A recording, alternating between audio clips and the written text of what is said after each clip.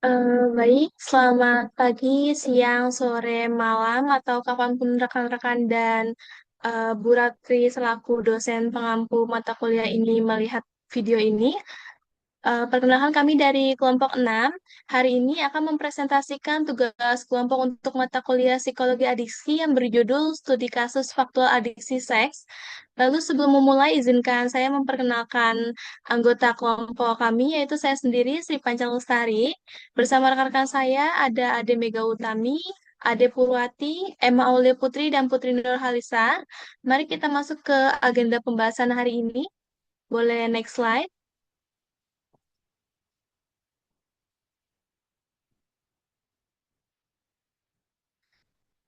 Dalam presentasi kali ini, pembahasan kami akan dibagi menjadi 8 poin utama yang akan dimulai dari pendahuluan dan latar belakang untuk memahami konteks masalah, kemudian dilanjutkan dengan rumusan masalah dan tujuan penelitian. Lalu pada bagian inti kami akan memaparkan metode yang digunakan serta hasil analisis studi kasus. Terakhir, presentasi akan ditutup dengan kesimpulan dan sesi tanya jawab mungkin melalui kolom komentar. Next slide.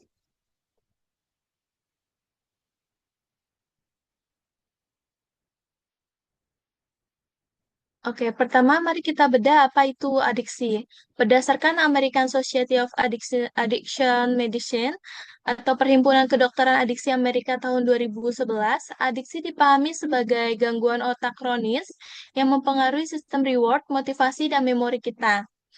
Menariknya, adiksi tidak hanya mencakup ketergantungan zat, tetapi juga perilaku seperti judi, internet, makanan, dan seks. Namun secara klinis, status kecanduan seksual ini masih menjadi perdebatan panjang. Di dalam panduan diagnosis lama seperti Diagnostics and Statistics Manual of Mental Disorder edisi keempat teks revisi, dan International Classification of Diseases edisi ke-10, istilah ini tidak diakui secara resmi, bahkan pada Diagnosis and Statistical Manual of Mental Disorder edisi kelima atau yang terbaru, yang digunakan saat ini, diagnosis ini belum dimasukkan karena dinilai masih kurangnya bukti empiris yang kuat. Next slide. Meskipun demikian, ada perkembangan terbaru dalam dunia psikologi dan medis. Pada tahun 2009, World Health Organization resmi memasukkan istilah Compulsive Sexual Behavior Disorder ke dalam International Classification of Diseases edisi ke-11, namun dikategorikan sebagai gangguan kontrol impuls, bukan sebagai adiksi. Di sisi lain, American Psychiatric Association hingga kini masih enggan menggunakan terminologi adiksi secara resmi. Oleh karena itu, dalam ranah klinis, istilah yang dinilai lebih tepat dan netral adalah hypersexuality atau perilaku seksual kompulsif. Kabar baiknya, berdasarkan mata analisis terbaru oleh Bolsit dan kawan-kawan pada tahun 2025, pendekatan terapi seperti cognitive behavioral therapy dan acceptance and commitment therapy terbukti efektif untuk menurunkan perilaku seksual yang bermasalah ini. Next slide.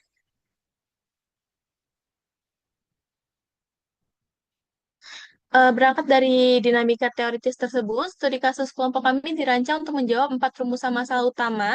Yang pertama, bagaimana kriteria klinis dan perkembangan diagnosis compulsive sexual behavior disorder ini menurut literatur psikologi kontemporer.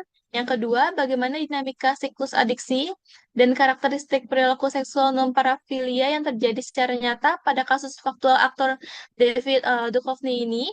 Yang ketiga, apa saja faktor penyebab, baik dari sisi neurobiologis, psikopatologis, peran profesional maupun lingkungan, yang memicu adiksi stres pada tokoh tersebut. Lalu yang terakhir, apa saja dampak nyata secara personal, relasional, atau keluarga, lalu profesional hingga sosial yang dialami oleh tokoh akibat perilaku kompulsif ini. Next slide. Untuk slide selanjutnya akan dijelaskan oleh rekan saya. Silakan, Kak Ade. Baik, untuk selanjutnya adalah kriteria klinis dalam adiksi seks. Yang pertama adalah kehilangan kendali. Seringkali tidak mampu mengendalikan dorongan seksual, menjalankannya lebih lama, atau dengan intensitas yang lebih tinggi daripada yang diperkirakan semula. Yang kedua ada konsekuensi negatif, melanjutkan perilaku meski menyadari dampak buruk yang berulang terhadap fungsi sosial pekerjaan, keuangan, hukum, atau relasi perkawinan. Menurut Keynes 2000. Yang ketiga, ada eksploitasi waktu, menghabiskan waktu yang sangat berlebihan untuk mempersiapkan, melakukan, atau memulihkan diri dari aktivitas seksual, disertai obsesi yang terus-menerus. Next slide. Untuk selanjutnya adalah ringkasan kasus faktual dari David Duchovny. Peristiwa utamanya yaitu aktor David ini secara sukarela masuk rehabilitas pada Agustus tahun 2008 karena perilaku seksual kompulsif atau sex addiction demi menyelamatkan keluarganya. Yang kedua, ada ironi peran profesional. Saat itu, ia sedang memerankan Hank Moody di film Californication. Karakter tersebut digambarkan sebagai seorang pria womanizer yang memiliki banyak pasangan seksual.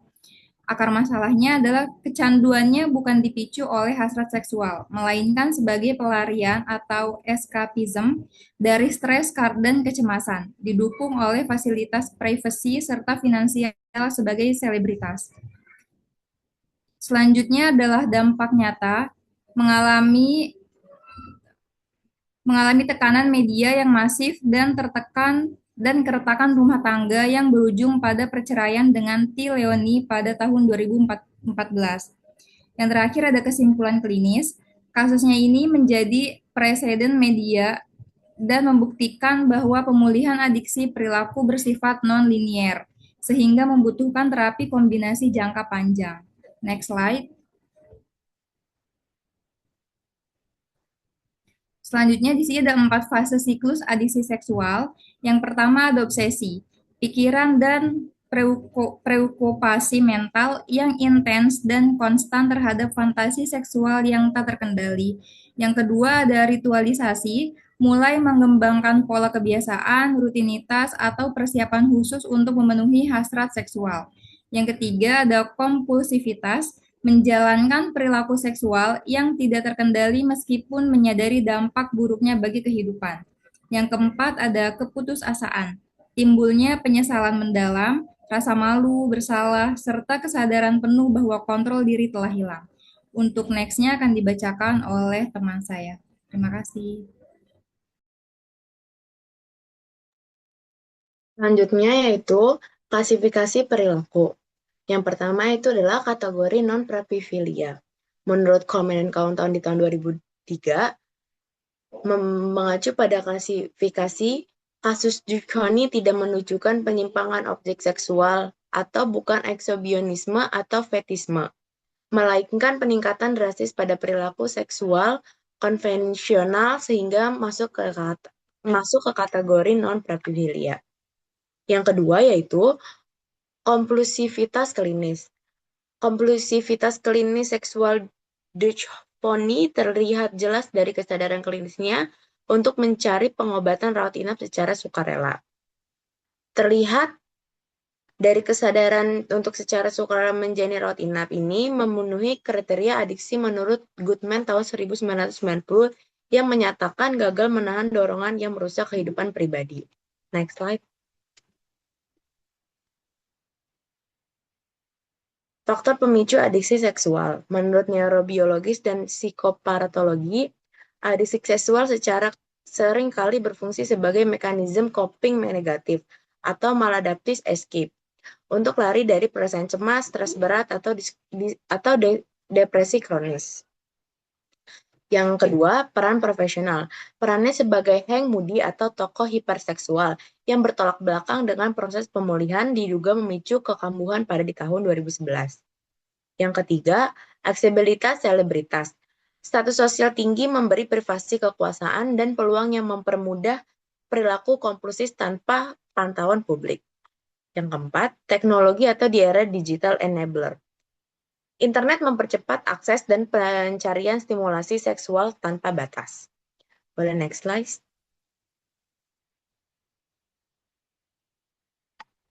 Yang selanjutnya, dampak psikologi pada kasus David Duchovny.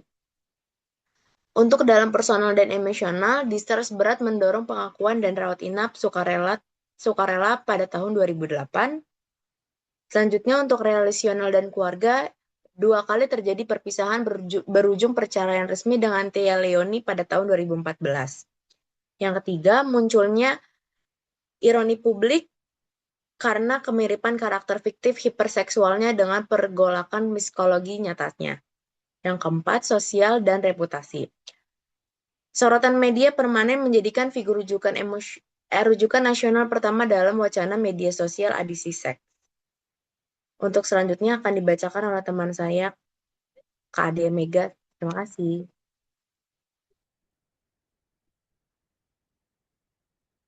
Baik, kita langsung masuk ke perspektif dari klinis pemulihan. Kalau ringkasan dari klinis Dr. Ian Kerner dan Robert West, American Psychological Association, yaitu kecanduan seks dapat memengaruhi dari sistem sirkuit otak melalui mekanisme adiksi yang serupa dengan zat.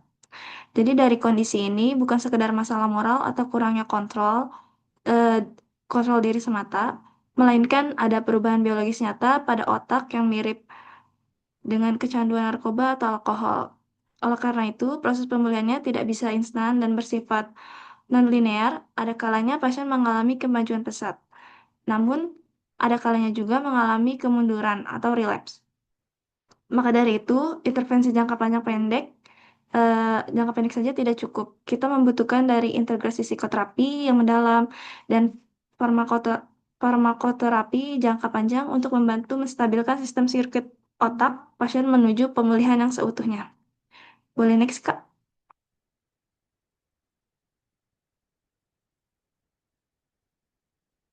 Untuk selanjutnya dari paradigma baru dari CSBD.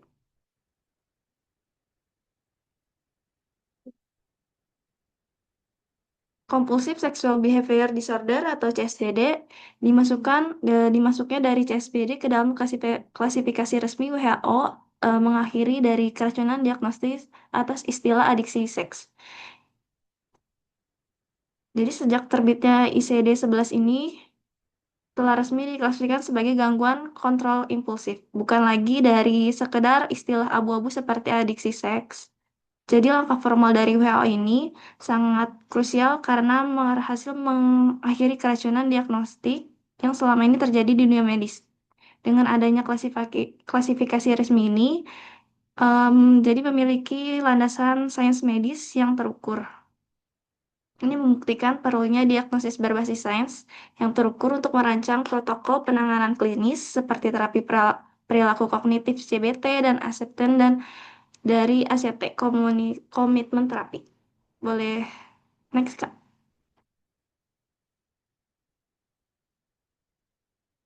Dari tujuan dan metodenya,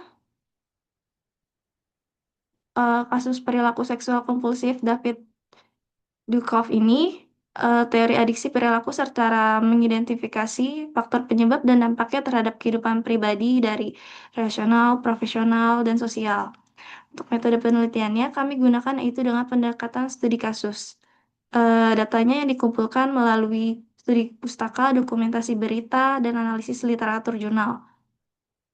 Lalu dianalisis menggunakan teori adiksi Goodman, Kearns, dan konsep CSBD.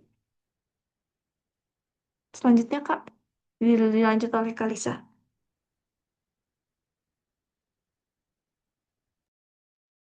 Baik, untuk selanjutnya itu hasil penelitian yang kelompok temukan itu menunjukkan bahwa kasusnya David Duchovny ini lebih sesuai dipahami sebagai perilaku seksual kompulsif yang memiliki kesesuaian parsial dengan teori adiksi, tetapi belum cukup kuat untuk menegakkan diagnosis klinis penuh kecanduan seks.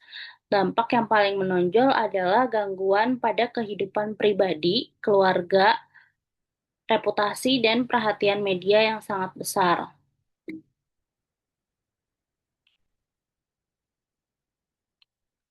Nah, sehingga kesimpulan yang kelompok buat ini adalah yang pertama, kasus David Duchovny ini menunjukkan karakteristik yang konsisten dengan adiksi perilaku, terus didukung oleh pengakuan dirinya juga, dan membuat keputusan untuk menjalani rehabilitasi.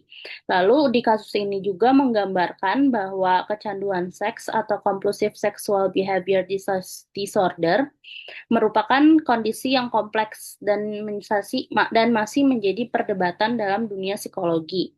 Karena memang belum diakui secara resmi sebagai diagnosis tersendiri oleh American Psychological Association. Terus relapse yang dialami juga bisa menunjukkan bahwa proses pemulihan itu tidak berlangsung secara linear dan membutuhkan penanganan serta dukungan yang jangka panjang.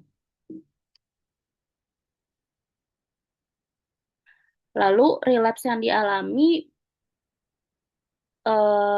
tadi tidak menunjukkan eh, butuh waktu yang lebih panjang, lalu penanganan yang disarankan itu kombinasi bisa berupa psikoterapi, terus butuh obat-obatan atau farmakoterapi, serta yang paling penting juga dukungan sosial dan keluarganya.